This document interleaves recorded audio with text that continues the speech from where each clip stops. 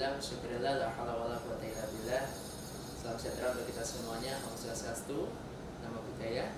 Pada kesempatan yang baik ini, alhamdulillah di hari yang cerah, kita menghadirkan narasumber yang luar biasa, yaitu Ketua GPMP, yaitu Ketua Gerakan Permasyarakatan Minat Baca. Pada kesempatan baik ini, sudah ada beliau Bapak Om Perwardoko MPD. Beliau selaku Ketua, wartawan senior dan selaku dosen. Mari kita sapa terlebih dahulu. Selamat pagi, Pak Wardoko. Selamat pagi, Pak. Sehat pagi ini? Terima kasih, alhamdulillah. Alhamdulillah, keluarga sehat semuanya ya. Alhamdulillah ya. Nah, pada kesempatan yang baik ini kita akan bincang-bincang, kita akan sharing-sharing dengan beliau, yaitu tentang literasi. Bagaimana kita bisa meningkatkan kapasitas literasi kita sehingga kita memiliki minat baca yang tinggi dan berkelanjutan terkait dengan tema di kesempatan baik ini.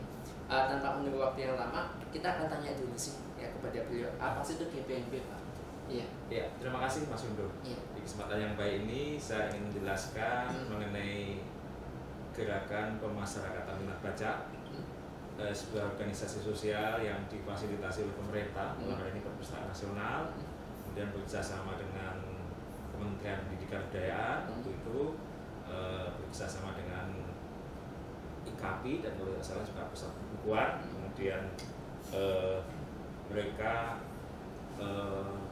bersepakat ini juga amanat dari Undang-Undang Perpustakaan nomor 43 tahun 2007.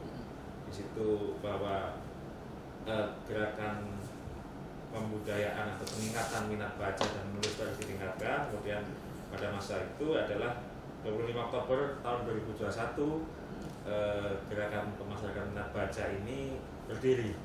Jadi sudah cukup agak lumayan tua juga ya gerakan ini, tetapi memang ini masih butuh support, apalagi di Jawa Tengah ini kita termasuk nomor 2 sudah ada di Kabupaten Kebumen. Tentunya terima kasih pada Pemda Kabupaten Kebumen, Bapak Bupati, Pak Bupati, dan pada lebih khusus adalah pada Dinas Kearsipan dan Perpustakaan Kabupaten Kebumen yang sudah memberikan kesempatan, menginisiasi, memfasilitasi berdirinya organisasi sosial ini, sehingga saat ini kita sudah resmi berdiri, bahkan kita sudah dikukuhkan beberapa waktu yang lalu tentang Gerakan Masyarakat Minat Baca di Kabupaten Kebumen. Jadi ini adalah organisasi sosial, tugas utama adalah misi mulia, kita ingin meningkatkan kemampuan minat budaya baca masyarakat, kemampuan belajar masyarakat, dan juga kita ingin mendorong budaya membaca dan menulis itu, budaya literasi itu menjadi semacam lifestyle atau gaya hidup masyarakat melalui berbagai komunitas. Itu intinya itu. Ya, oke. Ini ada satu kata kunci yang menarik tadi ya. Intinya bagaimana bisa meningkatkan minat baca masyarakat sehingga menjadi budaya. Budaya itu habit, kebiasaan yang bagus. Jadi tujuan GPMP itu luar biasa sekali, dan di Kabupaten Kebumen terkhusus di Jawa Tengah baru ada 2 ya Pak ya? Iya. Dari satu di Kebumen, yang kedua di Kabupaten Grobogan. Tentunya sangat luar biasa, terobosan yang bagus untuk Disarpus di Kabupaten Kebumen terkait dengan berdirinya GPMP. Nah, tentunya ini adalah salah satu tujuan yang mulia. Dan yang pertanyaan saya berikutnya Pak, terkait dengan GPMP, bagaimana Pak kiat-kiatnya? Bagaimana bisa menjadikan minat baca itu sebagai budaya yang baik atau literasi yang baik untuk masyarakat ya? Terima kasih Mas Undo. Yang harus kita sadari adalah bahwa masyarakat kita itu memang kebiasaan masyarakat kita pada umumnya adalah terbiasa ngobrol. Budayanya adalah budaya lisan, budaya oral ya, budaya yang terbiasa pandai ngobrol. Kalau sudah ngobrol, ngerumpi, hibah itu lama-lama. Nah, kita ingin sebetulnya kebiasaan ngobrol itu didasari dengan kebiasaan membaca juga yang kuat, sehingga obrolannya menjadi obrolan yang positif, katakanlah sebenarnya begitu. Nah, GPMP ini kami kami punya misi atau mimpi besar.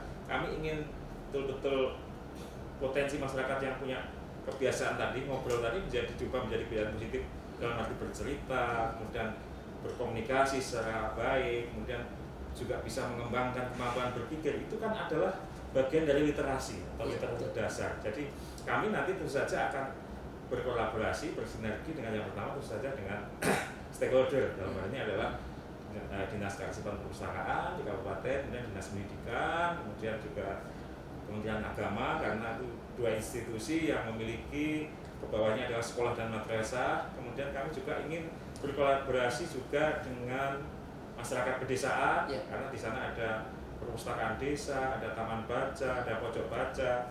Kemudian kami juga ingin nanti masuk ke lembaga-lembaga sosial, bermitra dengan organisasi sosial, entah itu ormas, entah itu ormas keagamaan ataupun ormas sosial yang lain yang punya kompetensi atau punya sama-sama punya tujuan untuk mencerdaskan masyarakat.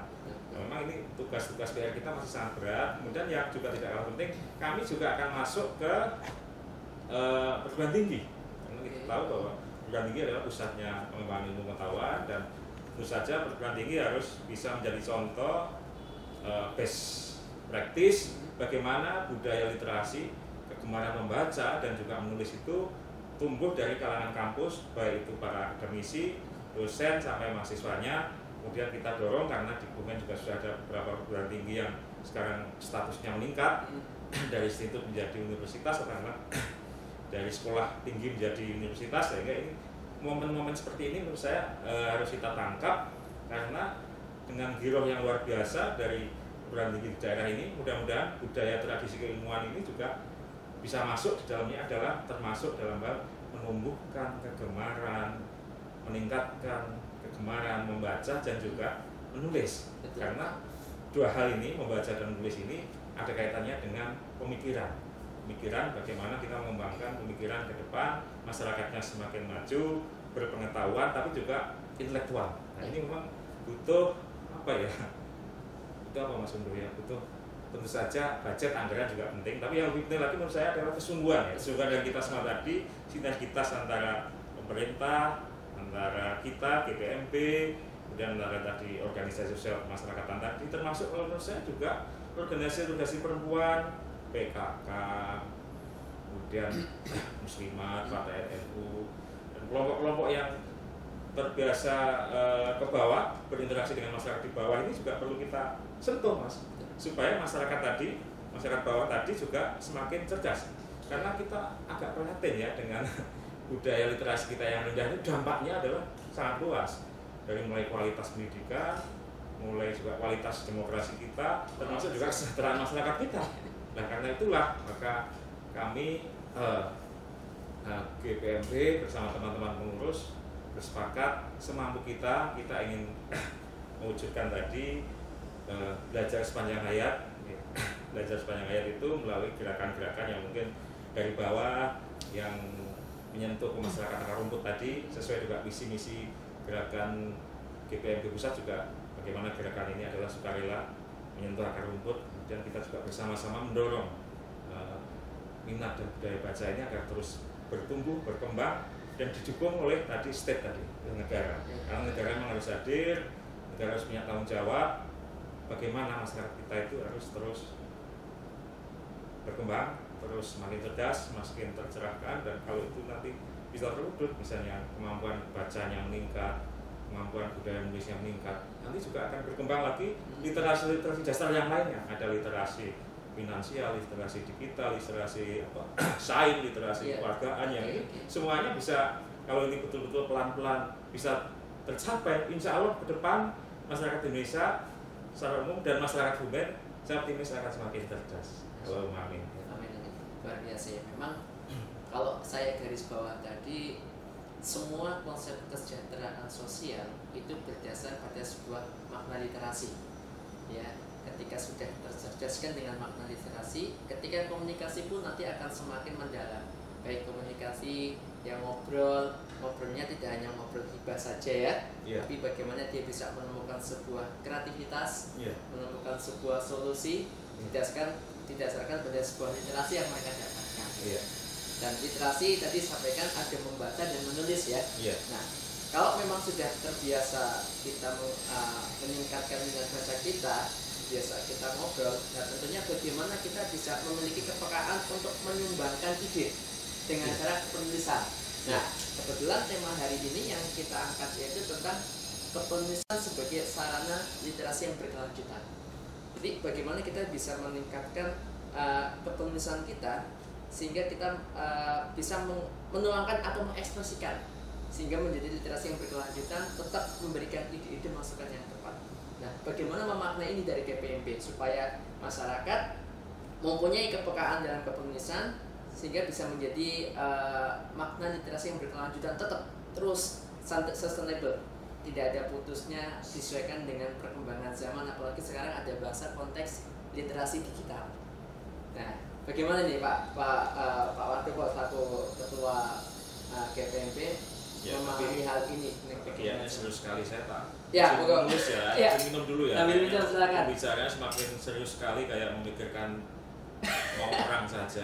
Minum dulu dong. Silakan, diminum. Baik Mas, unduh. Jadi, ini kita disiapkan minuman cair. Luar biasa. Mudah-mudahan ini tercerahkan pikiran kita ya. Iya. Terima kasih.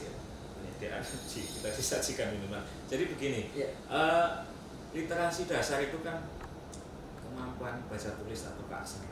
Iya. Kemudian literasi lanjutan itulah yang memang tujuan goal kita adalah bagaimana kita bisa setelah budaya kegemaran membaca masyarakat itu meningkat, kita harapkan juga masyarakat punya kemampuan untuk menulis. Baik menulis dari hal yang sederhana, katakanlah menulis surat juga semakin baik, menulis mengungkapkan pengalamannya, mengungkapkan gagasannya, katakanlah menulis ya entah saja puisi, prosa itu semakin baik, katakanlah. Kemudian menulis dengan penguasaan membaca, karena ini kan sebenarnya literasi itu kan juga bagian dari keterampilan berbahasa, Mas. Jadi keterampilan berbahasa itu kan ada menyimak, berbicara, membaca, dan menulis.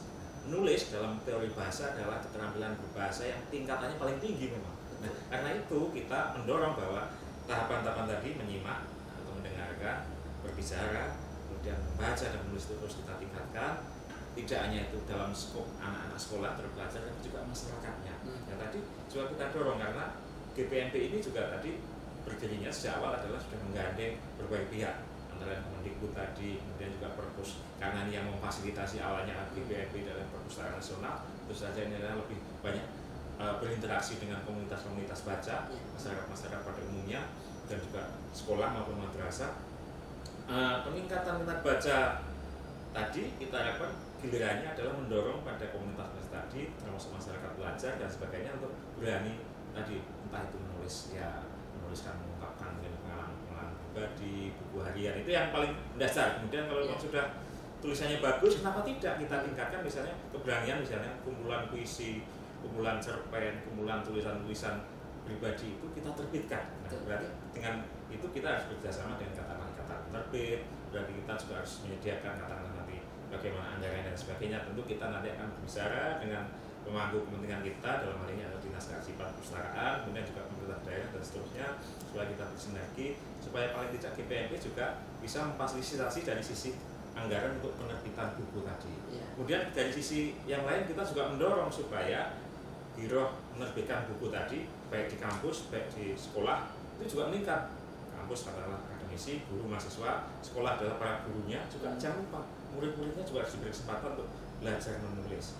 Karena begini Mas, pengalaman saya itu dulu dari cerita pribadi ya. Jadi saya dulu itu sadar bisa menulis itu baru kelas SMA. SMA itu saya ada lomba, saya jurusan IPS kan. Waktu itu ada lomba menulis di SMA 6 Negeri Surakarta. SMA-nya Pak Jokowi loh Mas. Saya di kelasnya Pak Jokowi. Dulu kelas lulus SMA saya baru masuk tapi. Jadi saya SMA 6, bukan SMA favorit ya, karena waktu itu ijazahnya sudah tertulis SMP Negeri 40 SMPP ya, jadi memang SMA baru itu sama kami itu. Kemudian mengadakan lomba menulis, padahal saya sadar tulisan tangan saya jelek. Itu lomba menulis pakai tangan. Waktu itu saya SMA sekitar tahun 83-84 ya, lomba menulis. Saya semangat menulis ya, tapi memang saya sejak SMP itu sudah rajin clipping koran, berita-berita SEA-Games, berita pom, itu saya clipping dengan rajin. Saya memang suka membaca ya, walaupun katakanlah koran, buku itu kadang-kadang saya belum langganan, tapi saya di Solo itu saya tinggal di rumah Mbak Yu saya dekat terminal. Jadi saya kalau membaca koran tiap hari ke terminal ada kios koran, gitu, saya pasti membaca seharian itu sambil ya nunut. Terus terang saya pada kiosnya itu saya nunut Pak, ya boleh. Kemudian semangat membaca saya meningkat, kemudian saya ketika SMA itu saya kok pengen mencoba ikut lomba. Tanpa diduga saya kok juara 3 Mas, bukan juara 1 maaf. Juara 3 ya? Juara 1-nya anak IPA, juara 2-nya anak IPS, satu kelas dengan saya.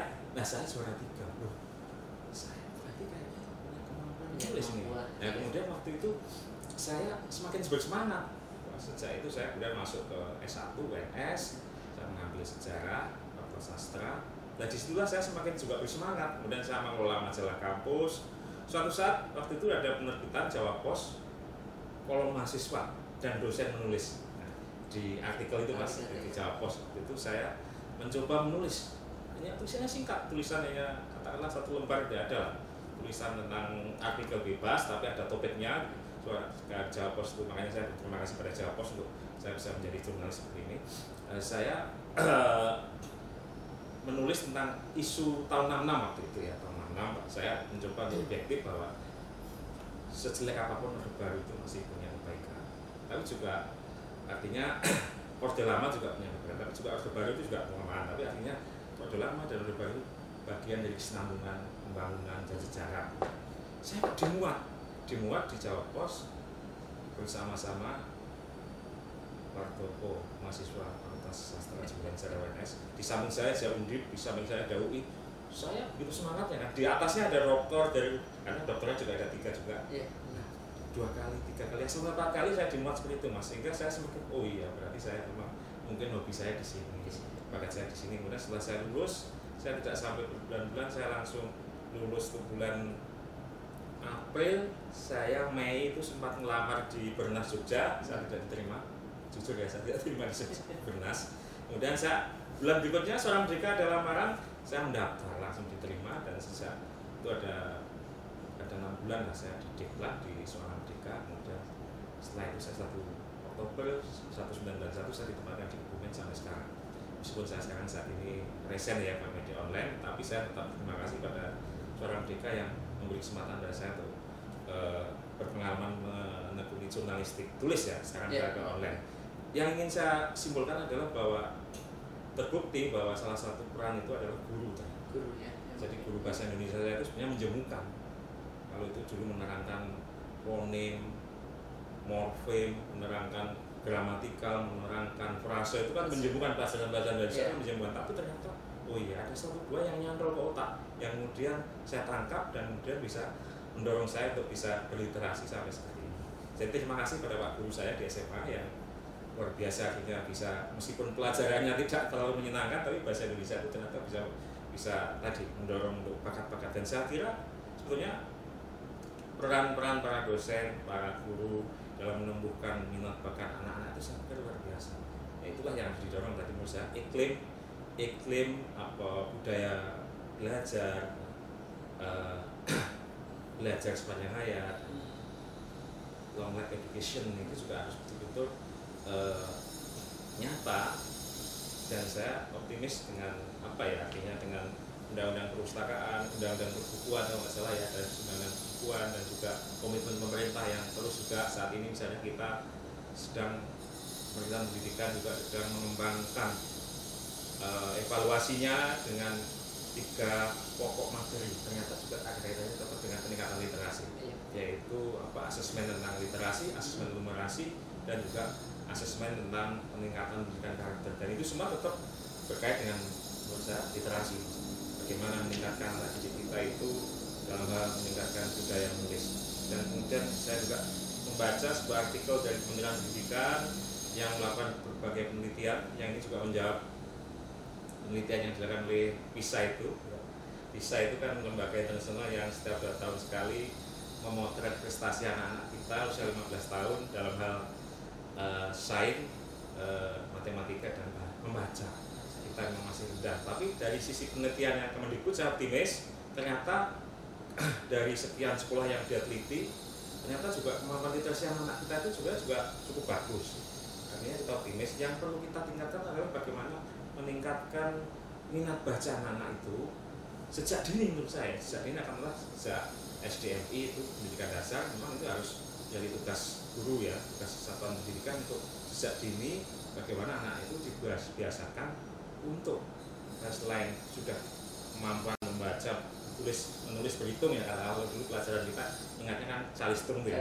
Calistung itu harus diperkuat, membaca menulis berhitung itu di SDM harus diperkuat. Kemudian setelah itu mulai kalau kelas bawah ya, katakanlah SDM kelas bawah itu kelas 1, 2, 3 ya, kelas 4, 5, 6 anak-anak itu sudah mulai kita tingkatkan kemampuan menulisnya dengan menulis-menulis yang sifatnya mendorong pemikiran, analisis, penalaran itu supaya harus ditingkatkan. Kalau ada anak-anak kelas 4, 5, 6 misalnya diajak studi ke tempat-tempat wisata, ke tempat-tempat, kalau kita Kebumen itu kan juga punya beberapa lokasi yang luar biasa mengandung nilai-nilai pendidikan, katakanlah geopark atau taman bumi Karangsambung, Karangbolong yang luar biasa memiliki nilai kandungan ilmiah. Itu menurut saya tidak usah jauh-jauh, anak-anak SD SMP di Kebumen itu kalau perlu tiap semester diajak ke sana, belajar tentang ilmu geologi, kebumian, budayanya, masyarakatnya. Kita juga punya pusat-pusat cagar budaya, ada pesantren tertua di Jawa, Semolangu, ada pesantren yang memiliki tradisi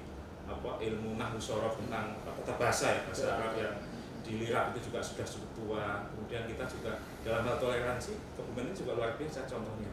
Kita memiliki gereja tertua di Kecamatan Klirong ya, itu kan luar biasa. Ini asimilasi ini Kebumen toleransinya juga cukup bagus. Gereja tertua di Desa Karangbolong, dan itu best practice juga untuk contoh-contoh toleransi.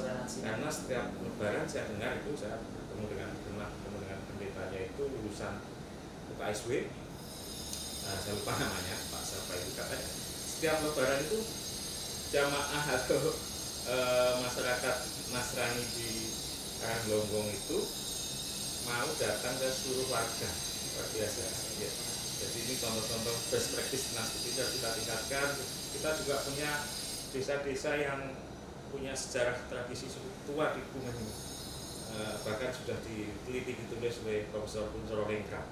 Desa Selabar Karanggayam itu tahun 55 sudah diteliti oleh Kuncoro Lengkap. Di sana ada sekelompok masyarakat yang memegang tradisi budaya sangat kuat. Ternyata masyarakat Selapar ini adalah diduga masyarakat yang dulu adalah pendukung atau masyarakat yang pernah disinggahi oleh tokoh sejarah Untung Suropati. Ini juga sudah diangkat menjadi disertasi oleh orang Belanda dan juga disertasinya Pak Kuncoro Lengkap tadi. Jadi artinya desa-desa Jepang ini banyak desa-desa tua, selain Semolangu ada Selapar, ada Ambal yang punya bekas kabupaten dan sebagainya. Dan menurut saya kalau ini dijadikan sebagai bahan-bahan penulisan buku bercerita, entah itu untuk jenjang pendidikan dasar, menengah dan atas, seperti yang saya lakukan. Kalau saya mengajar di AINUB dan saya mengajar di Fakultas Tarbiyah di GMI, saya selalu mengajarkan mahasiswa untuk mengidentifikasi cerita-cerita rakyat, folklore atau apapun yang ada di desa Anda. Dan saya kemudian minta untuk itu didokumentasikan, kemudian Anda belajar untuk melakukan wawancara, kemudian mengolah menjadi sebuah tulisan, syukur bisa diunduh ke dalam YouTube. Syukur nanti bisa, kalau Anda sudah praktek menjadi guru, Anda bisa menulis sendiri bahan ajar dari materi kearifan lokal. Lokal wisdom di Kebumen itu luar biasa. Menurut saya perpaduan antara tadi nilai-nilai religius, nilai-nilai budaya lokal itu kalau dikombinasikan menjadi salah satu kekuatan untuk membangun Kebumen menurut saya. Itu menurut saya dengan tadi kemampuan literasi. Sebenarnya banyak sekali ya kalau kita cermati tadi apa yang disampaikan oleh Pak Kompol Wardopo selaku Ketua GPP, banyak sekali yang perlu kita teliti, banyak sekali yang perlu kita eksplor dengan media literasi yang perlu kita tulis.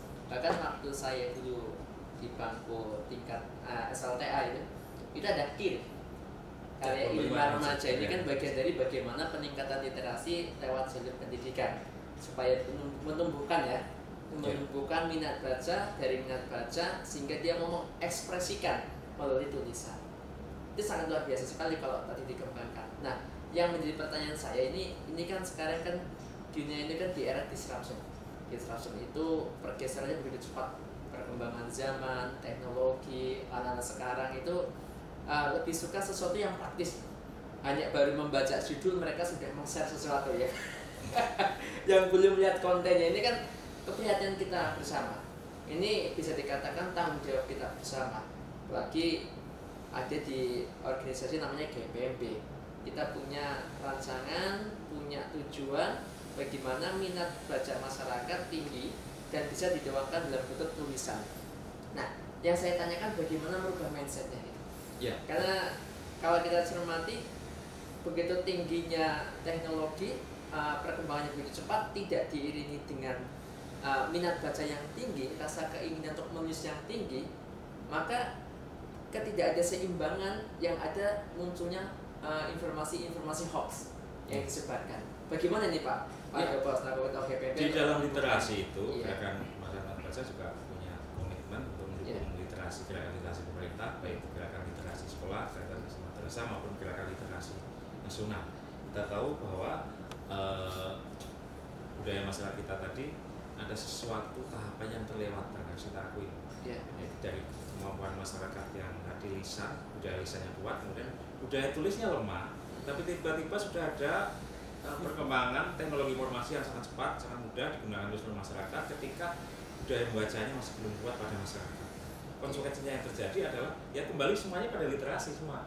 Ketika masyarakat literasinya masih rendah, referensinya masih terbatas, kemudian dihadapkan dengan perkembangan media sosial yang melubur berbagai informasi itu, kadang-kadang bagi yang mereka yang sudah sanggup melakukan literasi digital atau literasi media, mereka bisa mampu melakukan penyaring dulu sebelum kemudian dia share. Kalau baru malah tidak disia-share. Tapi bagi masyarakat yang mohon maaf kemampuan literasinya, daya bacanya, referensinya masih rendah, dianggap sesuatu yang muncul di media sosial itu adalah kebenaran. Iya. Saya kadang-kadang saat ini hari ini sebenarnya saya sedang, karena saya pecandu bola juga, sedang mengikuti perkembangan timnas sepak bola.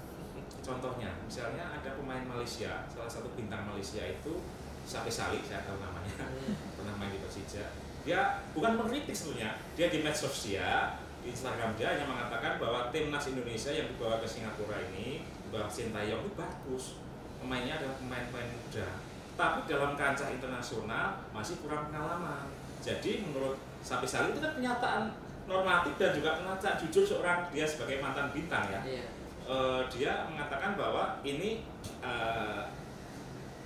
bisa jadi nanti intinya tidak akan berhasil, tapi langsung diterserbu netizen bahwa seolah-olah si Sapi Sali itu sudah misalnya membuat prestasi Indonesia sepak bolanya itu akan gagal. Dia diserbu, akhirnya Sapi Sali juga akhirnya membuat semacam lulusan gitu ya. Kemudian juga satu lagi bintang bulu tangkis kita, si Jojo itu siapa? Jonathan Christie. Kita sudah 19 tahun tidak meraih Thomas Cup. Kemudian kemarin di mana? Di Denmark ya. Kita bisa meraih Piala Thomas setelah 19 tahun kita tidak bisa. Kemudian dia mana di Bali ketemu Bapak Presiden Jokowi, bukan bisa main bulu tangkis. Kemudian sebagai seorang pemain wajar bisa main profesional, dia mengeluhkan sedikit saja ya semacam kritik ya. Harusnya juga kita 19 tahun bisa meraih Thomas Cup, mengangkat harkat bangsa di bidang olahraga. Mestinya sudah ada penghargaan. Yang jadi itu mungkin Kementerian Olahraga ya, Kemenpora. Itu juga sudah diserbu seolah Jonathan Christie ini adalah mata duitan. Menurut saya ini juga bagian dari tadi ketidaksiapan dalam memahami persoalan konteks karena hanya nafsu tadi. Apalagi sekarang ada netizen, ada user ya dan sebagainya itu. Nah dalam konteks ke depan menurut saya adalah bahwa sekali lagi memang gerakan minat membaca dan juga menulis harus terus ditingkatkan, penguatan literasi digital, bagaimana kita bisa memilih menyaring informasi yang itu benar, yang itu tidak, itu juga harus kita terus tingkatkan pada masyarakat. Nah ini menurut saya GPMP tidak mungkin mampu bekerja sendirian, maka mau tidak mau GPMP adalah bagian dari mitra pemerintah, Perpustakaan Nasional dan Perpustakaan Daerah. Kita harus terus bekerja sama bahu-membahu dengan pemerintah daerah, dengan kalangan perguruan tinggi, kampus, kalangan dinas tadi, dinas pendidikan maupun kemenag, dan juga satuan pendidikan. Kita memang juga harus mengajak pada satuan pendidikan, sekolah dan kampus tadi betul-betul meningkatkan kemampuan literasi dasar tadi, kemudian juga meningkatkan budaya membaca menulis itu betul-betul terwujud pelan-pelan. Katakanlah bagaimana mewujudkan mulai dari koleksi buku, bagaimana terus meningkatkan sarana prasarana perpustakaan. Karena kita tahu bahwa di Undang-Undang Perpustakaan Nomor 43 Tahun 2007 kalau tidak salah ini bisa dibetulkan Mas Unduh, itu juga ada kewajiban bagi satuan pendidikan untuk tidak salah menyisihkan 3-5% dari anggaran belanja sekolah itu untuk sarana prasarana perpustakaan, menambah koleksi atau menambah prasarana perpus. Dan menurut saya ini juga bisa menjadi pijakan bagi sekolah madrasah. Bahkan saya kepada mahasiswa saya di PGMI, di PGMI maupun PAI di itu saya selalu mengompori, kalau Anda nanti menjadi guru, wajib hukumnya Anda mengembangkan yang pertama adalah sarana perpustakaan dulu harus dilihat. Kalau tidak ada atau belum ada, Anda harus berani kepada kepala sekolah, kepala madrasahnya untuk mengusulkan anggaran tadi sesuai undang-undang perpustakaan tadi, regulasinya, supaya betul-betul dialokasikan. Kemarin saya juga sedih, Mas Udo ini juga ngomong tentang tadi perpustakaan. Ada sebuah madrasah atau sekolah, ada gedungnya, gedung perpustakaan. Kemudian saya tanya kepada kepala sekolah maupun gurunya, dia ketawa saya waktu itu, wah bagus nih ya, sekolah ini sudah punya perpus, bagus ya, pendidikan dasar sudah punya perpus, gedungnya representatif. Tapi kok ketawa? Ternyata kemudian setelah dia memberi sambutan, sejak 2 tahun ini Pak, mohon maaf, ruangan itu dipakai untuk kelas.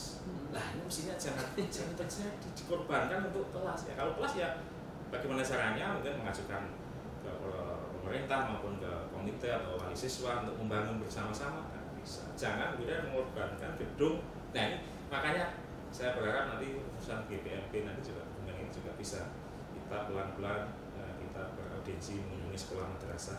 Bagi sekolah madrasah atau kampus yang sudah memiliki perpustakaan yang bagus, kita jadikan sebagai role model atau best practice atau contoh.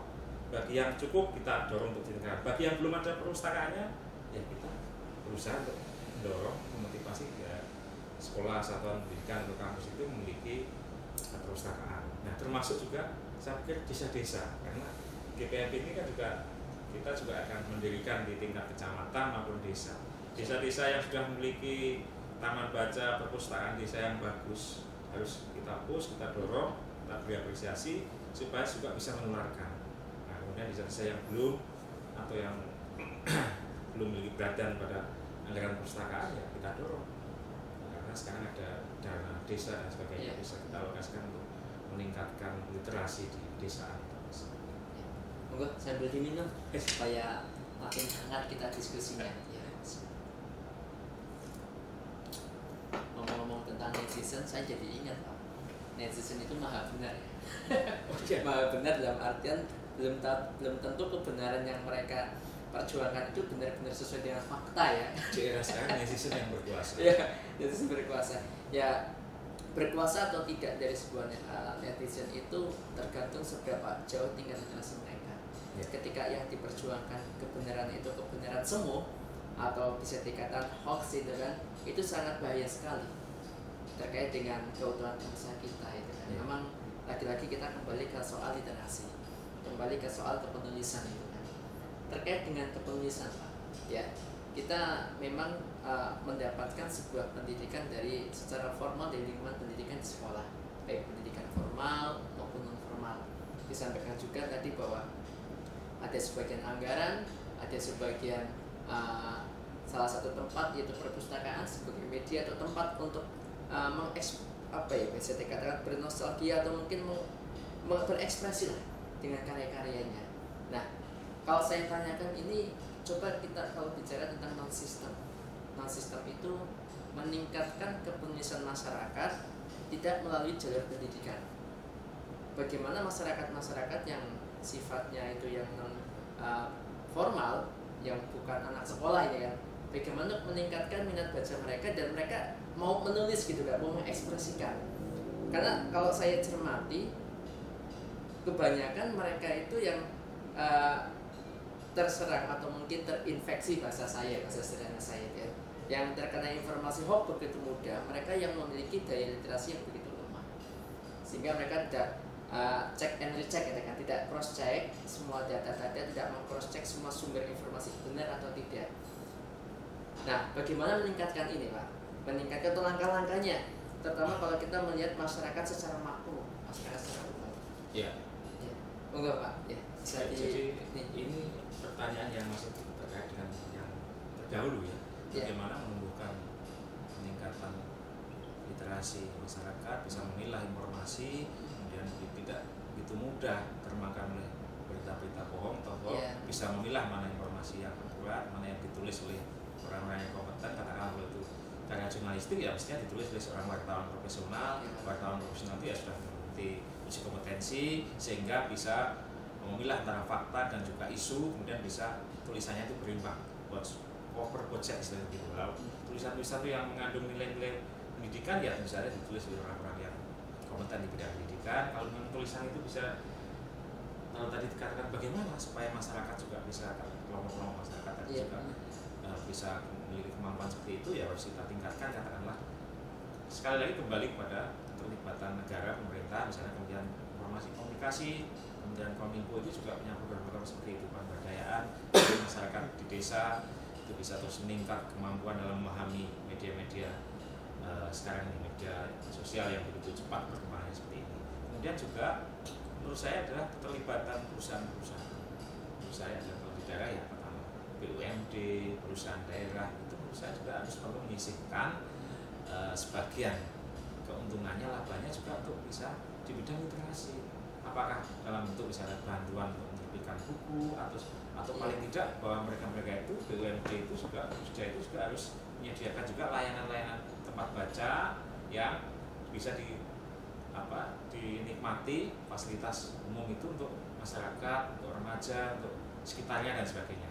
Dan menurut saya ini istilahnya CSR ini juga wajib juga untuk CSR di bidang informasi ini, peningkatan kesadaran masyarakat literasi ini juga harus ada.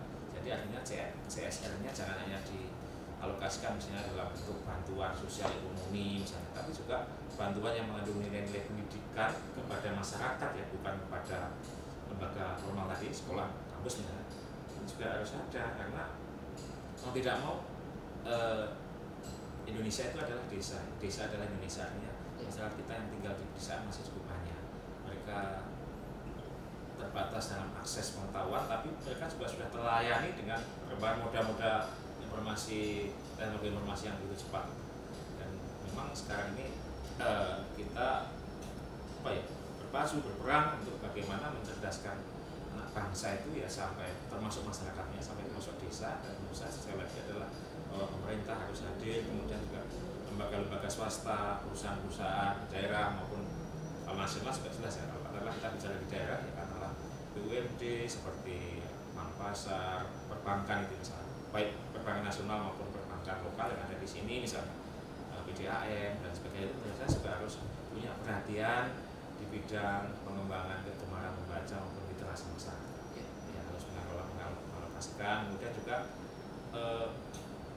kampus-kampus menurut saya juga perlu mengadakan kegiatan-kegiatan, katakanlah dalam misi mereka kan kampus itu ada pendidikan, dharma perguruan tinggi ya, pengabdian dan penelitian. Nah, dalam konteks pengabdian misalnya, pengabdian pada saat misalnya disnatalis dan sebagainya, kampus-kampus itu juga punya langsung ya, yang bisa kegiatan yang bisa bersentuhan dengan masyarakat akar rumput tadi. Karena memang jumlah masyarakat kita dokumen sudah 1,3 juta jiwa, kemudian ini mereka sebagian juga masih berpenghasilan katakanlah masih rendah dan sebagainya. Itu kan mau tidak mau, jangankan untuk membeli buku, untuk menulis, membaca, untuk makan saja masih katakanlah masih kerepotan. Jadi mau tidak mau kita lah yang harus punya kepedulian untuk memikirkan bagaimana meningkatkan budaya literasi pada akar rumput tadi. Betul. Saya jadi ingat ketika beberapa kali saya ke beberapa kota. Jadi saya itu ada pemandangan yang menarik. Ada salah satu tukang becak, nggak salah satu, saya menemukan beberapa orang yang saya profesinya satu, dia penarik becak, dia lagi baca koran. Bagi saya itu luar biasa. Dia itu mempunyai keinginan kuat untuk menyerap minimal informasi yang mereka dapatkan. Di beberapa kota besar saya mendapatkan hal seperti itu. Terus yang lain juga saya ketemu dengan beberapa mahasiswa. Dia itu memang saya nggak punya anggaran mas waktu itu untuk bisa mencetak buku. Tapi bagaimana caranya ketika setiap ada mata kuliah saya menulis, teman-teman menulis, teman-teman itu semuanya dijadikan satu, maka teman-temannya dijadikan satu, kita jadikan buku, nanti dosennya yang suruh beli. Ini kan salah satu ide yang luar biasa bagi saya. Yang terpenting bukan dananya, bagaimana bisa menjual. Yang terpenting mereka bisa membagikan sebuah ide, membagikan sebuah karya atas pemikiran mahasiswa itu kan. Dan karena mereka merasa tidak mampu menulis dengan berbagai lembaran dengan jumlah ketebalan buku kan, tapi mereka bisa dikatakan ayo bareng-bareng lah. Bareng-bareng satu mata kuliah, dalam satu kelas ada misalkan 30 mahasiswa, satu mahasiswa menulis minimal 5 lembar saja. Dijadikan satu kan 150 lembar, luar biasa. Bagaimana bisa mencetak itu menjadi buku atau e-book bareng-bareng, nanti dipasarkan ke dosen-dosen atau mungkin bisa disimpan di perpus. Ini bagi saya ini luar biasa, salah strategi yang mempunyai independensi kuat, keinginan kuat. Nah ini mungkin bisa dijalankan di tingkat SLT mungkin Pak ini Pak. Ya, bagaimana menumbuhkan ini, karena ini kita bicara tentang kepenulisan. Ya. Setuju. Ya. Ini begitu ide mungkin. Gimana tanggapan dari Pak? Jadi ini sekali lagi kita ini kan GPLB ini sebagai organisasi sosial yang tadi fasilitasi oleh pemerintah dalam perpustakaan, perpustakaan daerah. Ya kita tadi sejak komitmen awal dari kita ingin bersinergi dengan katakanlah organisasi daerah atau satker yang memang ya katakanlah kalau di daerah ya mau tidak mau dinas pendidikan, dinas pendidikan misalnya, kemudian kita harus juga suatu saat kita nanti perlu juga audiensi untuk bicara dengan badan rencana pembangunan daerah atau misalnya supaya juga betul-betul mau mengalokasikan anggaran baik pada dinas PD terkait katakanlah dinas kearsipan perpustakaan juga harus terus ditingkatkan untuk anggaran di bidang literasi misalnya, sehingga bisa menjangkau ke tadi membantu kegiatan masyarakat maupun tadi pelajar.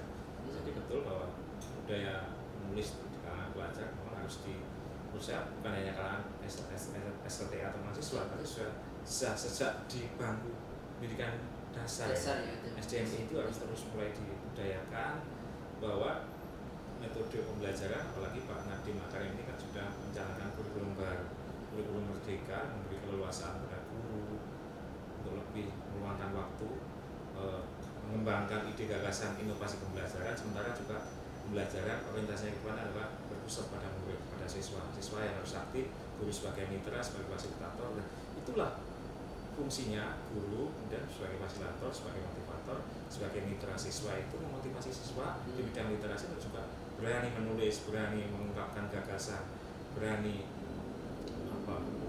menuangkan gagasan, tidak hanya sekedar membuat resume mata pelajaran, tapi juga belajar dari awal, literasi awal. Iya betul. Misalnya tadi setelah dibanding ke tempat-tempat objek wisata yang mengandung nilai pendidikan, nilai sejarah, nilai budaya, harus kita perkuat karena ini bagian dari, ini juga sejalan dengan Pak Nadiem Makarim bahwa peningkatan literasi dan numerasi harus diimbangi, diperkuat juga dengan peningkatan karakter. Karena kita ingat juga kalau kita menyinggung Undang-Undang Sistem Pendidikan Nasional nomor 20 tahun 2003 itu adalah bagaimana usaha yang harus dilakukan oleh pemerintah, oleh satuan pendidikan mencerdaskan anak didik bukan hanya pengetahuan tapi juga sikap dan keterampilan.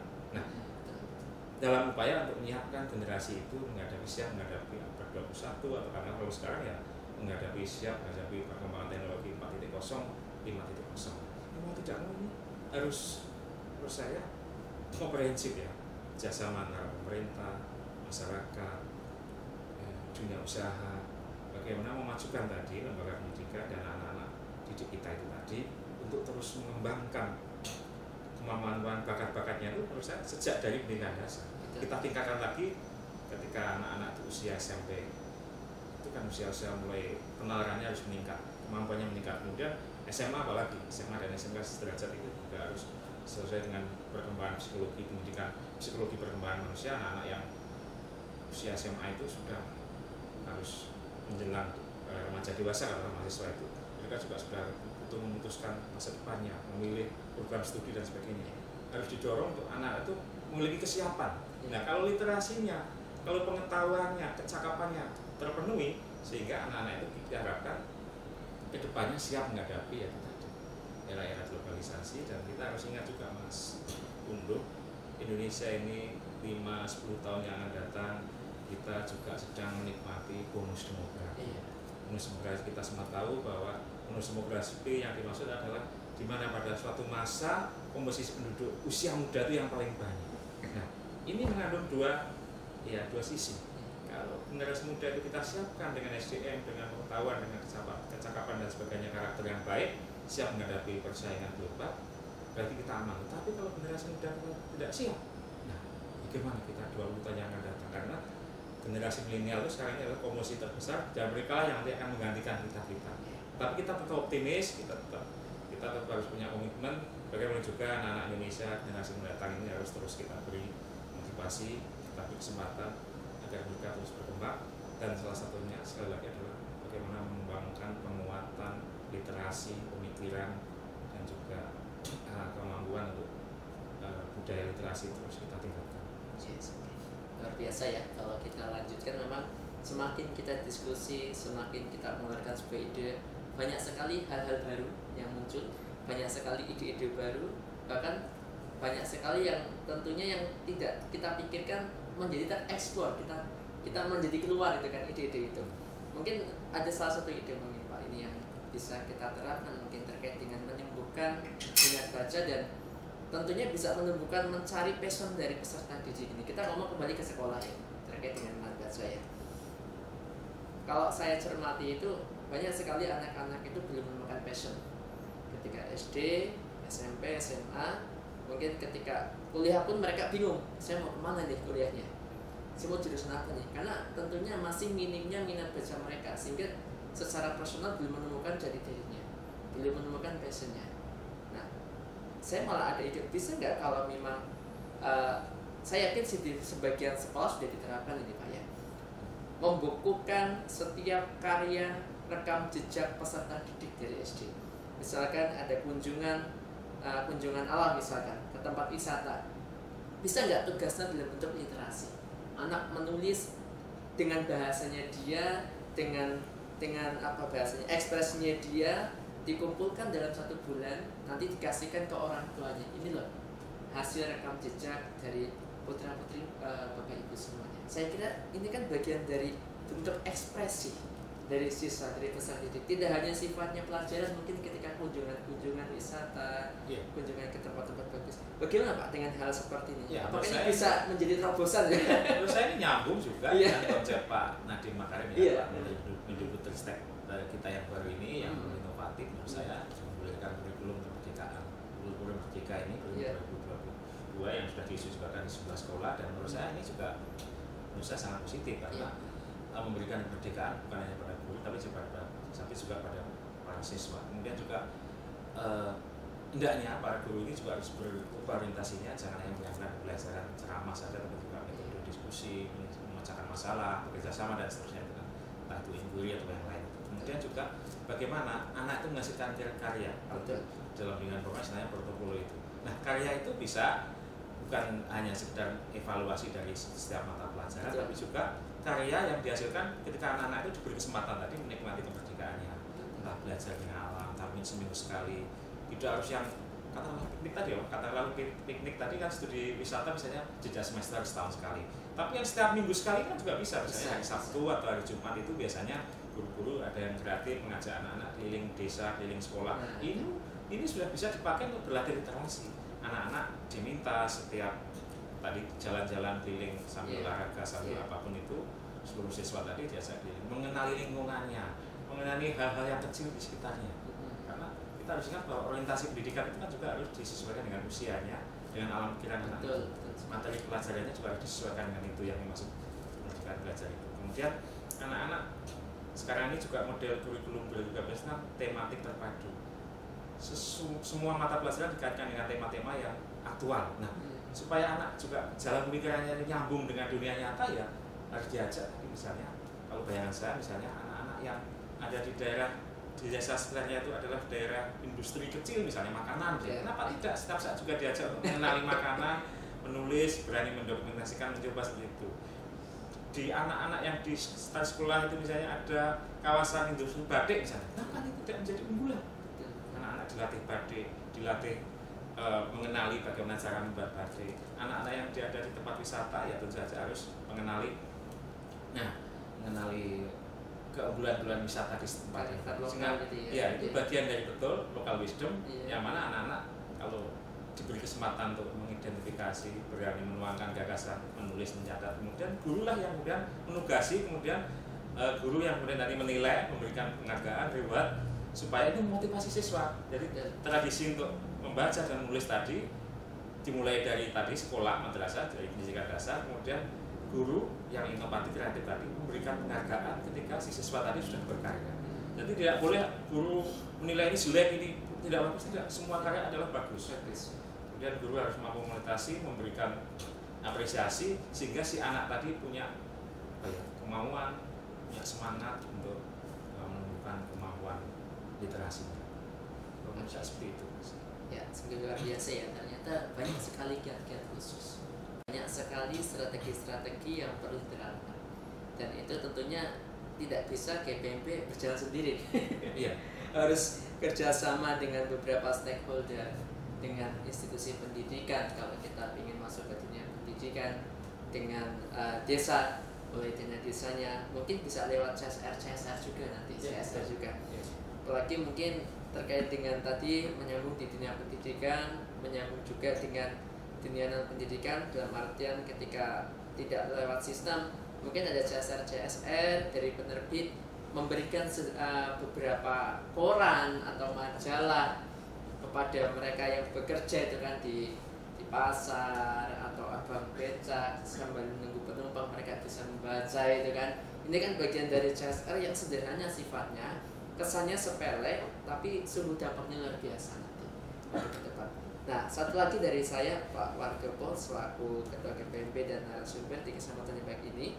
Nah, kesimpulan terkait dengan diskusi ini. Kesimpulan bukan berarti untuk menutup bahwa kita ini hanya selesai dalam tataran wacana, tapi ini bagian dari ide yang perlu kita tindak lanjuti sebagai action yang luar biasa. Bagaimana Pak Wargopo selaku Ketua KPMP yang insya Allah ini sudah menyiapkan beberapa amunisi di tahun 2022 nanti. Silakan Pak. Ya, kalau menurut saya ini kembali ke topik awal kita, bagaimana meningkatkan literasi membaca dan menulis, utamanya menulis sebagai literasi berkelanjutan. Mau tidak mau harus ada kesempatan bagi semua pihak, bagi masyarakat lewat komunitas, lewat forum pojok baca, pendidikan formal tadi lewat sekolah madrasah, masuk kampus. Dan ini memang sekali lagi kalau saya adalah kita harus berkolaborasi, bersinergi. KPMP tidak mampu tentu saja tanpa ada dukungan dari pemerintah, dari stakeholder, dari dunia usaha, dari industri dan sebagainya. Jadi kolaborasi ke depan, menurut saya KPMP akan datang bukan hanya kepada pemerintah, kepada lembaga legislatif, tapi kita juga akan hadir datang ke dunia usaha, datang ke tempat-tempat termasuk pada UKM dan sebagainya, itu kita datangi supaya bagaimana mereka ini juga melek literasi, karena mau tidak mau termasuk pelaku usaha ini juga harus melek digital informasi kan. Kemudian juga ke satuan pendidikan juga kita arahkan, kita dorong untuk juga memberi porsi anggaran bagaimana tadi menerbitkan karya-karya siswa, karya guru dan sebagainya. Jadi kalau karya guru tentu saja sudah ada karena proses dan sebagainya, mekanisme sebagainya, pembuatan buku ajar dan sebagainya maupun buku-buku karya ilmiah. Sedangkan yang murid tadi, siswa tadi bisa mungkin dalam bentuk buku sederhana, karya sederhana. Kemudian kita juga ingin nanti katakanlah dinas arsipan perpustakaan juga memfasilitasi misalnya gerakan menulis secara masif, entah itu di masyarakat atau di pelajar, misalnya kerjasama dengan dinas pendidikan tadi atau dinas Kementerian Agama, misalnya kita adakan gerakan membaca buku atau membaca surat kabar bahwa menjual secara media, kemudian kita tulis. Dan gerakan untuk menulis hal-hal sederhana, apakah itu puisi, prosa atau mungkin buku catatan hariannya, kemudian kita terbitkan, kita beri hadiah. Nah ini juga bagian dari tadi meningkatkan kemampuan literasi dasar tadi lewat kebiasaan tulis-menulis. Kemudian kita juga mengundang, menampilkan tokoh-tokoh literasi lokal. Nah, menulis-menulis di dokumen itu juga bisa sudah banyak, ada menulis-menulis buku baik itu menulis buku yang bersifat akademik dari kampus, misalnya kita undang, menulis buku sejarah, misalnya Pak Teguh dan sebagainya itu, Pak Sigit. Ada penulis yang memang cukup intens menulis di media massa media itu luar biasa, setiap minggu juga. Ada penulis dari kalangan sastrawan misalnya, kita juga kemarin sudah ini bisa kita menjadikan motivator. Kita adakan semacam entah itu sebuah media, sebuah acara, mereka menyampaikan sharing bekal pengalamannya untuk memotivasi audiennya, bisa belajar, bisa masyarakat, bisa perwakilan tadi dari taman baca desa dan sebagainya, sehingga semua tadi komposisi entah itu dari pelajar, masyarakat bisa terwakili. Kemudian ada acara semacam tadi, entah itu bedah buku, entah itu motivasi untuk penulisan dan sebagainya. Ya saya diminum dulu Pak. Ya. Alhamdulillah ya. Ya, luar biasa ya diskusi di kesempatan yang baik ini, bahwa sebenarnya tidak ada kemajuan zaman tanpa literasi, tidak ada kemajuan peradaban tanpa literasi, tidak ada peningkatan kualitas tanpa literasi. Kita tahu bahwa literasi adalah hal dasar, hal yang kuat, hal yang pondasi sebagai mindset, pedoman sebagai pondasi peserta didik dan semua masyarakat. Ketika literasi sudah kuat, minat baca kuat, maka masyarakat akan semakin sejahtera. Sejahtera dari sisi kemakmuran sosial, juga sejahtera dalam sisi akal dan intelektual. Terima kasih dari saya, terima kasih Pak Wardoyo di kesempatan baik ini atas diskusinya, dan semoga bermanfaat. Dan saya selaku host di kesempatan baik ini, kalau saya banyak salah kami mohon maaf yang sebesar-besarnya. Assalamualaikum warahmatullahi wabarakatuh. Waalaikumsalam warahmatullahi wabarakatuh.